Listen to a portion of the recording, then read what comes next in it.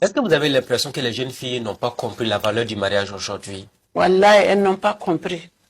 Mais c'est venu de la base, depuis le début. Si on l'avait mis sur le chemin, elle allait comprendre.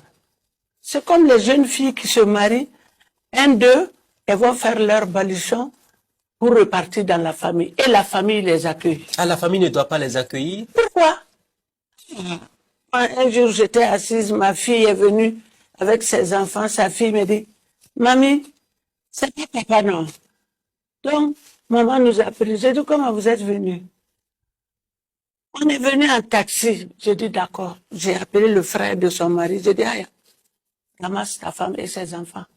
J'ai dit, depuis que tu m'as vu ici, plus de 40 ans, tu m'as déjà vu. Aujourd'hui, j'ai fait mon baluchon pour aller à la maison. Tu l'as vu? Tu as pris ça ou chez qui? Qui t'a dit qu'on se marie, on doit venir à la maison quand il y a des problèmes? Retourne vite. Effectivement, mon mari a suivi, ils sont partis. Après, son mari est venu me demander pardon.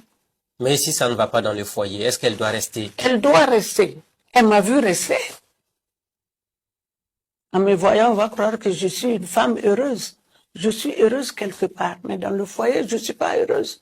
Mais je suis restée. Plus de 40 ans de vie, je suis restée. Notre premier fils a 48 ans. Je reste. J'ai tout encaissé.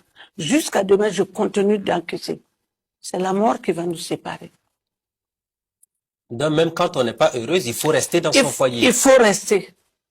Il faut rester, sincèrement. Les jeunes filles vous diront quand on est violenté, quand on ne respecte pas la femme et tout ça, il faut partir à un moment donné. Il y a des parents même qui soutiennent leurs enfants dans ce sens-là.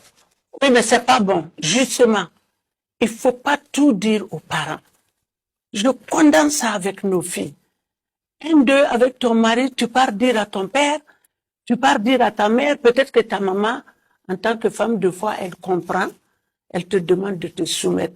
Mais il y a des papas là, ils font des scandales jusqu'à gâter le foyer. On ne dit pas tout à une mère. Ton mari a un ami qui l'écoute bien. Toi, tu as une amie qui moyen ton mari. Il faut te confier à ces deux-là. Et puis, il y a les témoins de mariage. Donc, le problème, c'est se promener pour raconter tout et n'importe quoi à la fois à tout le monde. Oui. Et on voit aujourd'hui les divisions au sein des foyers. C'est ça.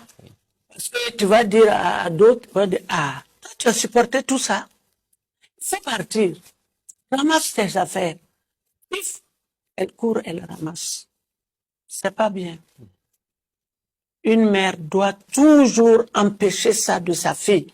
Ça y va de ton honneur. Ah, cette femme, il faut marier sa fille. Parce que c'est une femme correcte. On doit épouser jusqu'à demain matin. Quand on marie une fille, on fait des enquêtes sur sa mère d'abord. Est-ce que sa mère, est-ce que c'est une femme bien? Elle réunit la famille, c'est là tu peux marier sa fille. Mais une mère qui est là tout le temps aussi, c'est autre chose. Tu n'as pas un bon nom. C'est la fille de celle-là que tu veux marier. Donc, vous voulez dire que le comportement de la mère déteint sur celle de la fille? Oui. Enfin, sur celui de la fille, on pourrait le dire ainsi. C'est pour cela qu'ils font des enquêtes, pour savoir. Donc, on doit tout le temps voir si la maman était une femme correcte au foyer avant d'épouser sa fille. Oui. Ça, jusqu'à demain, il y a des familles qui exigent ça. Hein. Vous aussi, vous exigez cela? En partie?